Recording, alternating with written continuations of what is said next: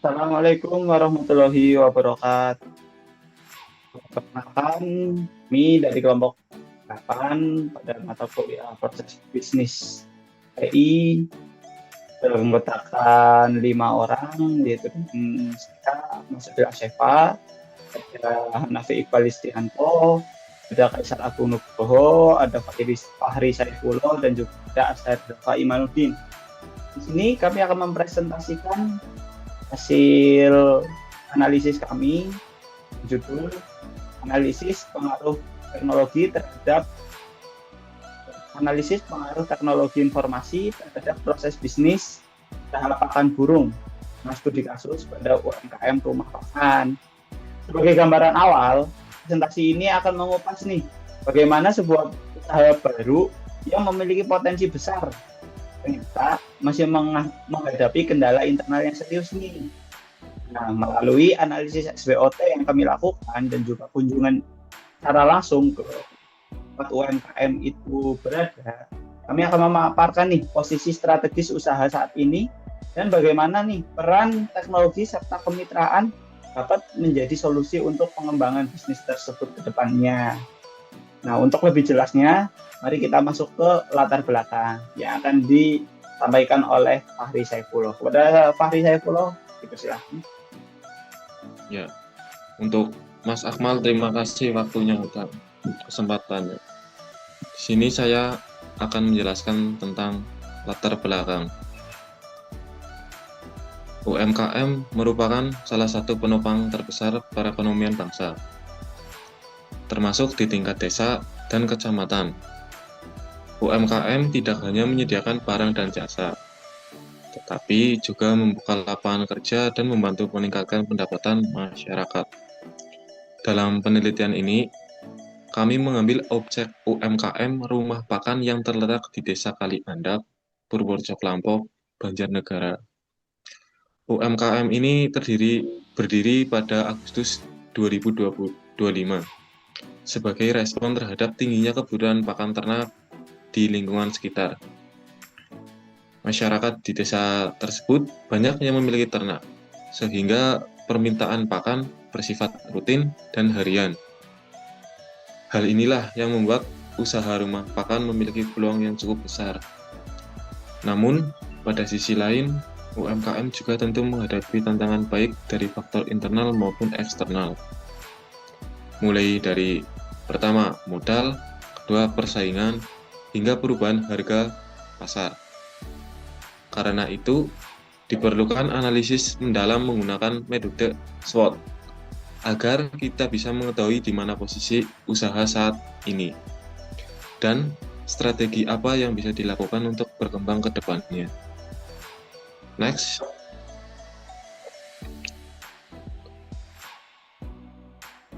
Selanjutnya, tujuan dan manfaat penelitian. Tujuan dari penelitian ini ada beberapa poin. Yang pertama, untuk mengidentifikasi kekuatan dan kelemahan internal yang dimiliki UMKM rumah pakan. Untuk yang kedua, untuk mengetahui peluang dan ancaman dari lingkungan eksternal yang dapat mempengaruhi jalannya usaha tersebut. Yang ketiga, melalui hasil analisis ini, kami ingin merumuskan rekomendasi strategi baik untuk perbaikan jangka pendek maupun pengembangan jangka panjang. Di sini, kami berharap penelitian ini bermanfaat tidak hanya pemilik UMKM rumah pakan, tetapi juga bagi pelaku UMKM lainnya, pembaca, dan masyarakat yang ingin memahami pentingnya strategi bisnis dan peran teknologi informasi dalam pengelolaan usaha. Ya, untuk slide selanjutnya akan dijelaskan oleh Mas Kaisar. Untuk Mas Kaisar Agung Nugroho, saya persilakan. Ya, terima kasih Mas Fahri. Jadi pada metode penelitian ini kami menggunakan pendekatan kualitatif. Data utama diperoleh melalui wawancara langsung dengan pemilik usaha, yaitu dengan Bapak Suratno. Dalam wawancara tersebut kami menggali informasi mengenai proses usaha, tantangan pemasaran, kondisi stok, kerjasama dengan distributor, serta penggunaan teknologi yang sudah atau belum diterapkan. Setelah data terkumpul, kami melakukan analisis SWOT yang mencangkup strength, weakness, opportunity, and threat. Analisis ini membantu kami memahami faktor internal dan eksternal yang mempengaruhi UMKM rumah pakan, sehingga dapat ditentukan strategi yang paling tepat. Nah, selanjutnya adalah analisis SWOT. Hasil analisis SWOT dapat dijelaskan sebagai berikut, yaitu strength atau kekuatan. Rumah pakan memiliki pasar yang jelas dan stabil karena mayoritas warga sekitar memiliki ternak. Kebutuhan pakan bersifat harian sehingga potensi pembeli tetap cukup besar. Lalu ada weakness atau kelemahan. Modal UMKM masih terbatas sehingga stok yang disediakan tidak bisa terlalu banyak. Selain itu, harga jual sangat bergantung pada distributor sehingga pemilik sulit menentukan harga secara fleksibel. Kemudian ada opportunity atau peluang. Ada peluang kerjasama dengan peternak besar maupun pengepul, sehingga usaha dapat meningkat menjadi pemasok tetap. Distributor juga bersedia membantu dalam hal supply jika stok kosong atau menipis. Dan ada threat atau ancaman. Harga bahan baku pakan sering berubah-ubah sehingga mempengaruhi harga jual. Selain itu, konsumen mudah berpindah ke penjual lain jika ada selisih harga sedikit saja. Persaingan antar penjual pakan di daerah tersebut juga cukup ketat. Lalu, selanjutnya akan dijelaskan oleh Mas Iqbal. Silahkan Mas Iqbal. Baik, terima kasih Mas Kaisar. Di sini saya akan menjelaskan untuk matrik IFAS atau Internal Strategy Factor Analysis Summary. Yang pertama ada strength atau kekuatan. Yang pertama ada pasar yang jelas dan pelanggan yang tetap, memiliki bobot sekitar 0,15 dengan rating 4 dan skornya 0,60. Lalu yang kedua ada kebutuhan pakan berkelanjutan, memiliki bobot sama 0,15 dengan rating lebih rendah yaitu 3 dan skornya 0,45. Lalu yang ketiga ada menyediakan berbagai jenis pakan ternak dengan bobot yang lebih rendah yaitu 0,10, ratingnya sama 3, memiliki skor 0,30. Lalu ada weakness atau kelemahan. Yang pertama ada modal yang terbatas dengan bobot 0,20, ratingnya 1 dengan skor 0,20. Lalu yang kedua ada stok barang yang terbatas dengan bobot sama 0,20, ratingnya lebih tinggi yaitu 2 dengan skor 0,40. Dan yang ketiga ada ketergantungan harga distributor, memiliki bobot sama 0,20, ratingnya juga 2 dengan skor 0,40. Maka untuk total dari bobot matrik IFAS ini ada 1 dengan skor 2,35, yang dimana jumlah skor dari matrik IFAS menunjukkan kondisi internal dari UMKM rumah pakan masih berada pada kategori yang terbilang cukup lemah, terutama pada aspek stok barang dan modal. Next.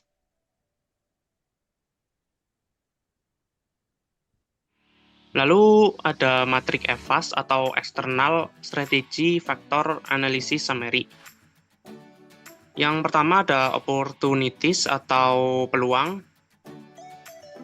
Lalu ada kerjasama dengan peternak besar, memiliki bobot 0,20, ratingnya 4, lalu memiliki skor 0,80. Yang kedua ada peluang untuk menjadi supplier dengan bobot sama 0,20, tapi ratingnya sedikit lebih rendah yaitu 3 dan skornya 0,60. Yang ketiga ada hubungan baik dengan para distributor, bobotnya lebih rendah yaitu 0,15, ratingnya sama 3, lalu untuk skor 0,45. Lalu yang selanjutnya ada threats atau ancaman. Yang pertama ada harga distributor yang tidak stabil, memiliki bobot sekitar 0,20 dengan rating 2, skornya 0,40. Lalu yang kedua ada daya beli masyarakat yang cukup terbatas, memiliki bobot 0,15 dengan rating sama yaitu 2 dan skornya 0,30. Yang ketiga ada kompetitor yang memainkan harga dengan bobot 0,10, memiliki rating yang rendah yaitu 1 dan skornya 0,10. Maka untuk total dari bobot matrik EVAS ini adalah 1 dengan skor 2,65, yang dimana jumlah skor dari EVAS menunjukkan kondisi eksternal dari UMKM rumah makan bisa dibilang cukup mampu untuk memanfaatkan peluang yang ada meskipun ancaman tetap harus diantisipasi. Next. Lalu yang selanjutnya ada matrik TOWS yang akan dijelaskan oleh Mas Azhar. Untuk matrik TOW ada kombinasi stretch dan opportunity, di mana optimasi pasar yang tetap, 2 menjalin kontrak supply dengan peternak besar, 3 memanfaatkan kelengkapan produk untuk menarik kerjasama lebih luas. Lalu kombinasi stretch dengan trade, 1 layanan unggul untuk menghadapi kompetitor, 2 paket harga stabil bagi pelanggan tetap, 3 variasi produk untuk mengurangi resiko harga tidak stabil. Lalu ada kombinasi stretch, weakness dan stretch atau WO. 1 kerjasama dengan peternak besar untuk meningkatkan perputaran modal. 2 menggunakan sistem calling distributor untuk supply cepat. 3 bertahap beralih menjadi supplier. Lalu ada kombinasi weakness dengan strategi,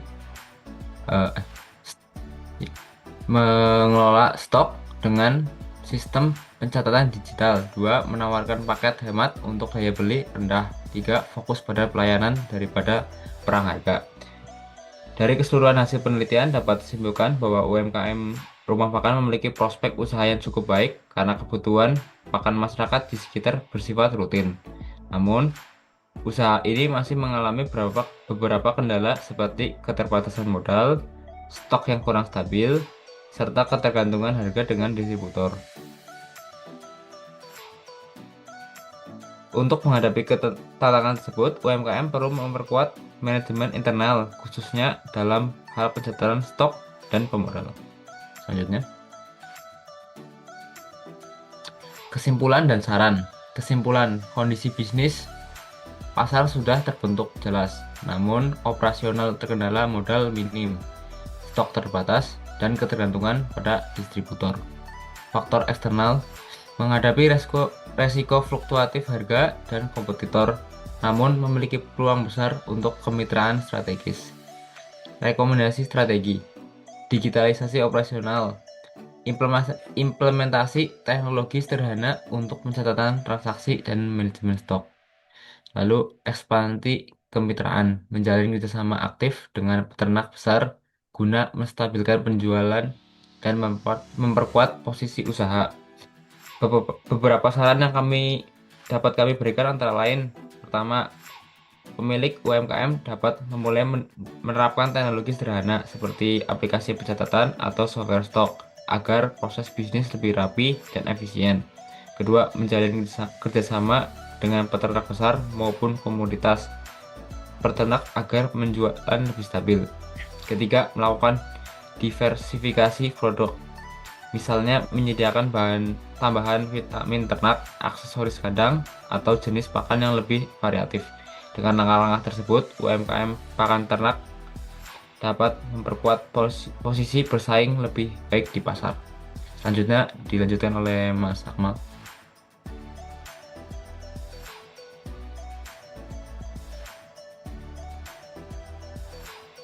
Oke, terima kasih pemaparan materi dari teman-teman semua.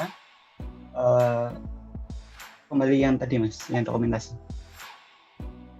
Oke. Ini adalah dokumentasi dari kunjungan kerja kita dari kelompok 8 yang langsung terjun nih ke UMKM rumah makan secara langsung. Next. Oke, sudah sampai penghujung presentasi kita. Demikian rangkuman seluruh rangkaian pemaparan analisis dari kelompok 8. Sebagai penutup, kami izin menarik satu benang merah penting nih dari studi kasus UMKM rumah makan ini. Kita telah melihat fakta bahwa sebuah usaha mikro, meskipun memiliki pangsa pasar yang sangat potensial, seperti di desa Kalianda, tetap rentan nih terhadap guncangan-guncangan eksternal, baik mulai dari fluktuasi harga, persaingan, dan yang lain-lain. Nah, melalui analisis SWOT yang telah kami jabarkan, terbukti bahwa transformasi digital bukan lagi sekedar opsi pelengkap, melainkan sebuah kebutuhan strategi. Penggunaan teknologi informasi sederhana apapun bentuknya akan menjadi kunci bagi rumah makan untuk mengubah kelemahan internal seperti masalah stok, pencatatan, menjadi kekuatan yang lebih kompetitif. Besar harapan kami, penelitian ini tidak hanya berhenti sebagai tugas akademis semata, tetapi dapat memberikan wawasan yang nyata tentang bagaimana integrasi antara strategi bisnis dan teknologi informasi dapat menjadi solusi konkret bagi keberlanjutan UMKM di Indonesia. Terima kasih yang sebesar-besarnya kami sampaikan kepada teman-teman semua, kepada ibu dosen, serta kepada rekan-rekan penonton semua yang telah menyimak presentasi ini hingga akhir dengan sangat antusias. Kami sangat mengapresiasi perhatian teman-teman semua. Kami menyadari analisis ini masih memiliki ruang untuk pengembangan, oleh karena itu masih memiliki ruang pengembangan, dan juga kami menyadari banyak sekali hal-hal salah pada saat kita melakukan presentasi. Akhir kata dari kami kelompok 8, kami pamit undur diri. Wassalamualaikum warahmatullahi wabarakatuh.